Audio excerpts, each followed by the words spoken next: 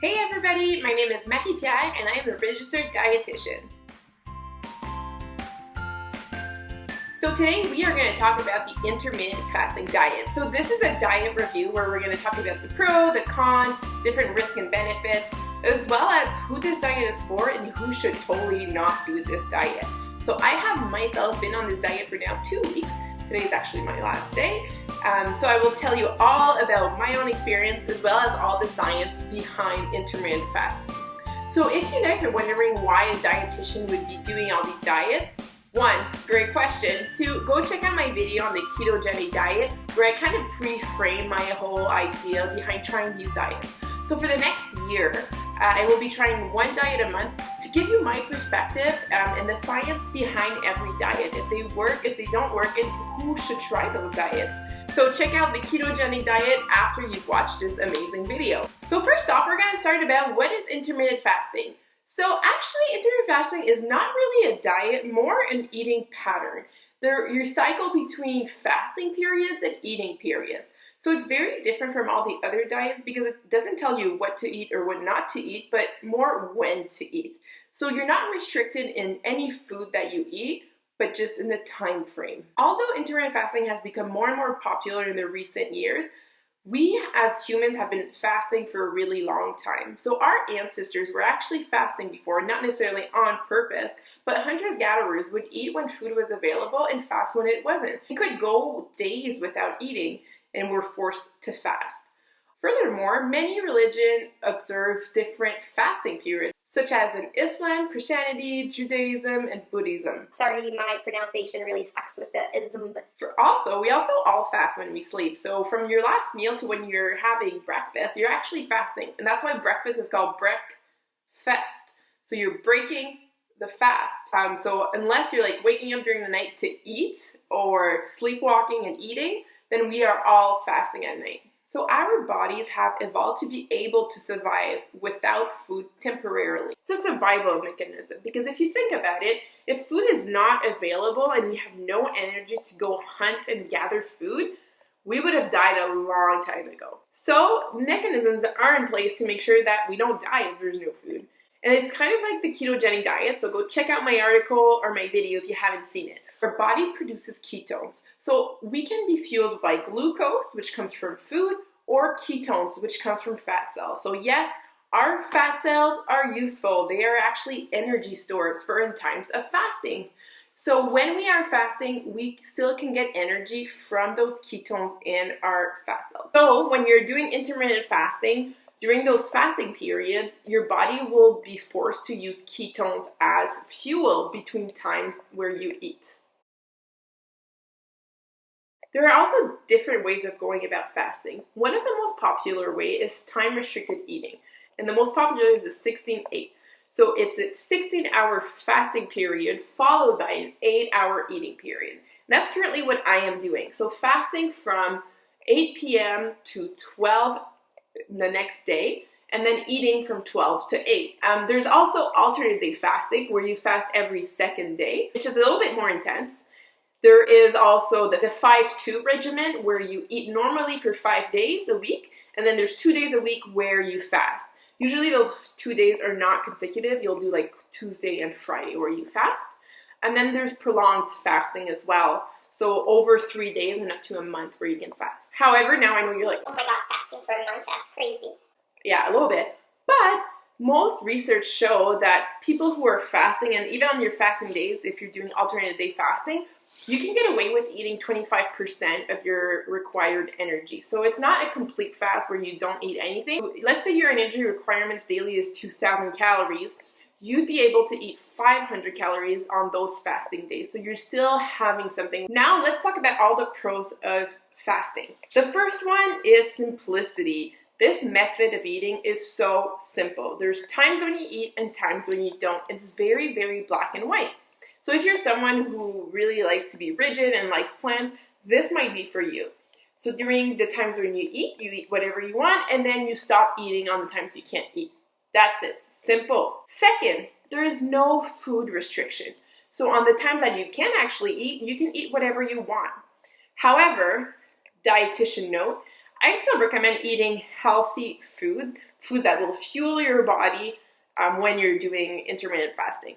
That said, you can still eat whatever you want because there's no rules about what to eat on this diet. Third, weight loss. So most people who actually start intermittent fasting do it for the weight loss. That's actually why we start most of the diets. So when it comes to intermittent fasting, there's so much evidence that show that yes, intermittent fasting is a very efficient way to lose weight. A 2014 review suggests that intermittent fasting, so this included like time-restricted eating and alternative fasting, it was an effective way to have a major weight loss.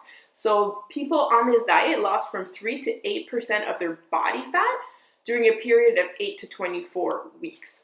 So that's really great. But when you think about it, it makes sense. So when we are doing intermittent fasting or alternate day fasting, we are reducing overall calorie intake. So chances are if your eating period is a bit smaller than it would usually be, you're not going to be able to eat as much as you would usually eat. So overall calories are down.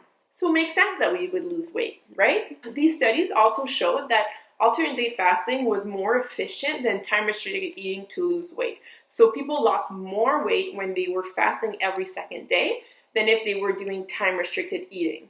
Again, this makes sense because if you're fasting every second day, chances are that your overall calories will be much lower than if you're only doing time-restricted eating. However, you should know that there is no significant difference between intermittent fasting and continuous calorie deficit diet. So when they compared intermittent fasting and people who were just following a low-calorie diet, they found that both of them lost the same amount of weight. And there was really no big difference in any other aspects. So when it comes to like blood lipids and sugars and things like that. So there was no difference between the two. Knowing that there's no difference between intermittent fasting and calorie deficit diets, I was wondering, what about dropout rates? So when I looked into the research, I found that there was no significant difference in dropout rates.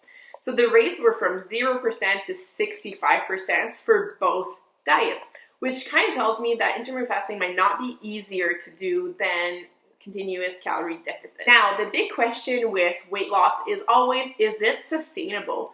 Can people maintain that weight loss through time? Unfortunately, evidence tells us that no. When people start eating normally after following the intermittent fasting, they gain their weight back.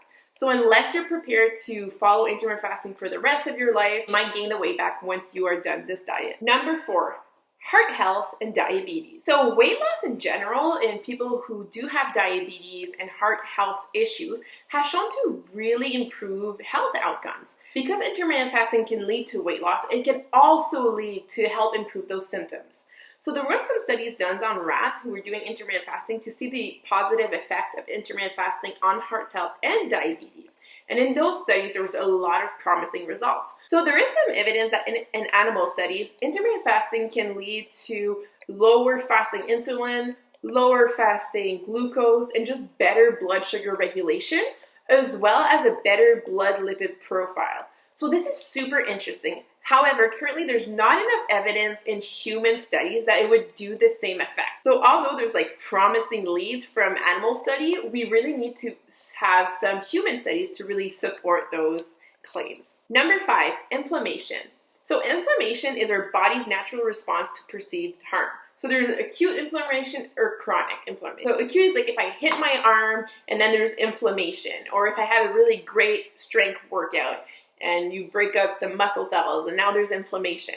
Chronic is like arthritis. Inflammation persists through time. Inflammation can lead to other disease like heart disease. So it's not a great thing to have chronically. And intermittent fasting has shown to reduce overall inflammation when done for a prolonged amount of time. So over 30 days, they saw that the inflammation indicators went down. So this is really awesome. So number 6, our metabolic health and circadian cycle. So like all animals, humans have evolved to perform their activities based on the circadian rhythm. So whenever our body is most able to perform certain activities is when we will do them. So for us, we are awake during the day and we sleep during night. So some activities are performed best depending on where we are in our circadian cycle. Eating is one of those activities. So in some animal studies, they've shown that intermittent fasting was linked to a better metabolism. There's currently not enough evidence in human that intermittent fasting can lead to a better metabolism. However, there are many studies showing that if we eat throughout the day, so earlier throughout the day versus in the evening, so it can decrease the risk of cardiovascular disease and metabolic issues. So maybe it's not all to do with intermittent fasting. However, if we try to time our meals earlier during the day, we could get those benefits as well. Number 7, body composition. So we already established that with intermittent fasting, you are able to lose a lot of weight. It's an efficient way to lose weight. However, the problem is that losing weight has many different routes. We can lose water weight, you can lose muscle weight, and you can lose fat weight. So ideally, we want to lose more fat while retaining muscle to keep our metabolism up and also to decrease all our risk of chronic diseases such as stroke, heart disease, diabetes, etc. We already learned that intermittent fasting and calorie deficit both led to the equivalent amount of weight loss. However, when we're talking about body composition, so studies show that individuals doing intermittent fasting were able to keep more muscle mass while losing fat mass than people who are doing just a calorie restriction diet. So this is really great because we want to be able to keep our muscles while losing fat. So intermittent fasting might be an easier way for us to do that. However, the studies really exploring that are few. And the ones that I found were all on men, and these men were also exercising 3 to 4 times a week. So more studies are needed to see if that works on women and also people who are maybe more sedentary or do not participate in resistance training. Last but not least, intermittent fasting can be very budget friendly. Again, it makes sense. If you're eating in a smaller window, or you're fasting every second day, but most likely you will eat less food. And less food means less groceries, which means more money in your pocket. Okay, now we went through all the pros of intermittent fasting. Let's talk about the cons. So first off, I said it was simple. However, it is not easy. So when you're doing intermittent fasting, you will have to ignore your hunger cues. So most likely, when you're having longer fasting periods, you will be hungry, which is normal. We're used to eating when we wake up and every 3 or 4 hours. So during this time, you will be hungry and will have to ignore your cues. So you will have to rely on willpower to not eat. And we all know willpower is really hard to follow when we are hungry. So therefore, not easy. Number 2, restriction can lead to binge eating. So intermittent fasting is a type of restriction. And when we restrict ourselves and deprive ourselves, we can swing all the other way from restriction to overeating and binge eating. So if we think about it from an evolutionary perspective, it makes a lot of sense. Because back then, food was not always available. Starving was a real issue that was endangering our species. So back then, when food was available, we would eat a lot because we didn't know when the next ration was available. So we need to fuel up as much as we can. So now when we are depriving ourselves or restriction, we can trigger our primal brain to want to eat all the food. It doesn't know why we're restricting. Could it be because there's a famine coming? If there is, then you gotta fuel up. So you are triggering your primal brain to overeat. So emotional deprivation is also a trigger to overeating. Just telling yourself that you cannot have food can be very triggering for you.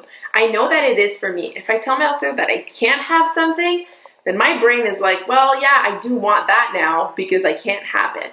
So emotional deprivation is definitely also a trigger, and intermittent fasting can lead to overeating. So if you do have any history of eating disorder or are easily triggered by restriction, this diet might not be for you. Number 3, there could be some potential health issues, especially with women. So studies show that intermittent fasting diet does not affect men and women the same way.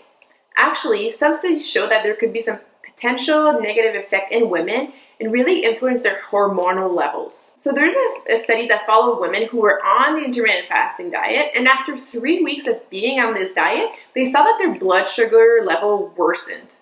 Furthermore, intermittent fasting could lead to a hormonal imbalance, which could lead to amenorrhea, which is when a woman stops having her period altogether. So there is an animal studies in rat that show that female rats who were doing intermittent fasting actually stopped having their period and their ovaries shrunk. However, there was no evidence in human that females' ovaries will shrink on this diet, but it is something to be aware of that we don't know the risk on the reproductive system of women. What we do know, however, is that as women, we are a lot more sensitive to calorie deficit. Again, it makes sense because if you think about it, our body does not want us to get pregnant and give life to a child if we are deprived, because it thinks that maybe there is not enough food available. How can you feed your kid if there's not enough food available? So we are a lot more sensitive to it.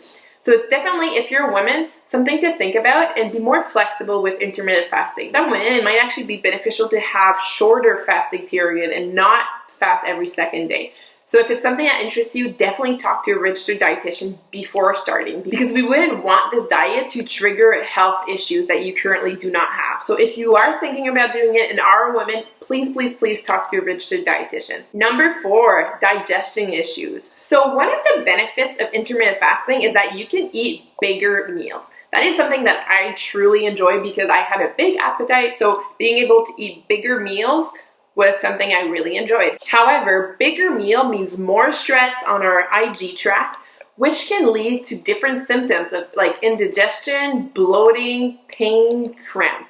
So if you're someone who already have digestion issues, this might not be for you. So having bigger meals might actually just increase those unwanted symptoms. It is possible to do intermittent fasting without having those big meals. You'll just have to eat more frequently throughout that period of eating time. Number 5, sports performance. So we learned previously that intermittent fasting can lead to weight loss and improved body composition.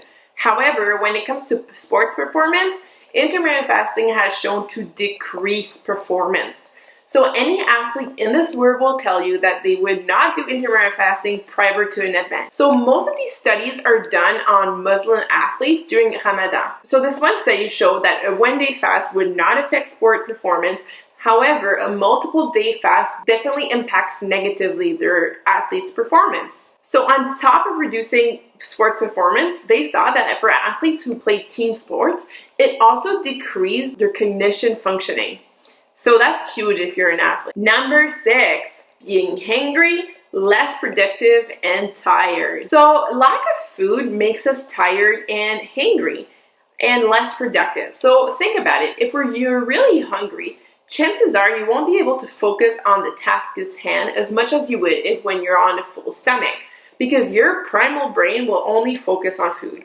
What food can I get?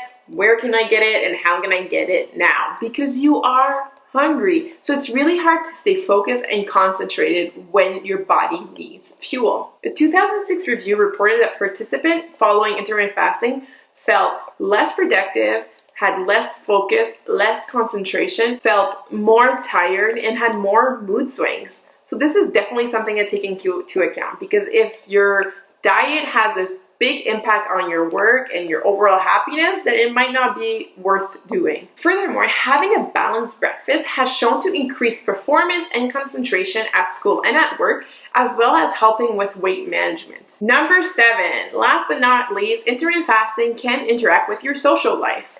So being restricted in the times that you eat or fasting every second day can definitely interfere with social events.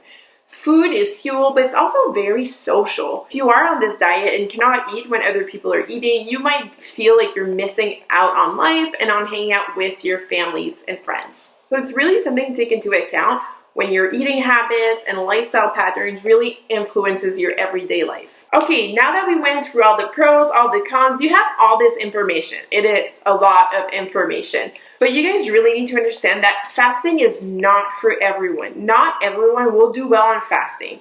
So a few examples is women who are pregnant or women who are currently breastfeeding. You should not attempt fasting. It's not time for you to be in a calorie deficit when you are creating life and feeding your child. Also, individuals who have a history of eating disorder should not do intermittent fasting. It is extremely triggering and it could really slow down your recovery or just bring you a few step backs. Individuals who have diabetes or chronic low blood sugar should also avoid doing this diet, because not eating for a long period of time will decrease your blood sugar. So if you're already someone who gets a lot of lows, you probably should not put yourself in a situation where you will get more low blood sugars. Also, individuals who require medication that needs to be taken with food should not be fasting. So to conclude, intermittent fasting has a lot of benefits and a lot of risks. It's definitely something that as a dietitian I will keep in my toolbox and can be beneficial for some of my clients. However, it's really hard for me to get on board with a diet that asks you to ignore your hunger cues. So when you're hungry and you can't eat, that's something I have issues with. However, if you're someone that is thriving on intermittent fasting, kudos for you. And if you're someone who's thinking about doing intermittent fasting, please reach out to a registered dietitian so they can really assess your needs and make sure that it's going to be a healthy lifestyle for you. So guys, I hope you enjoyed, and I'll see you next month with another diet review. Bye.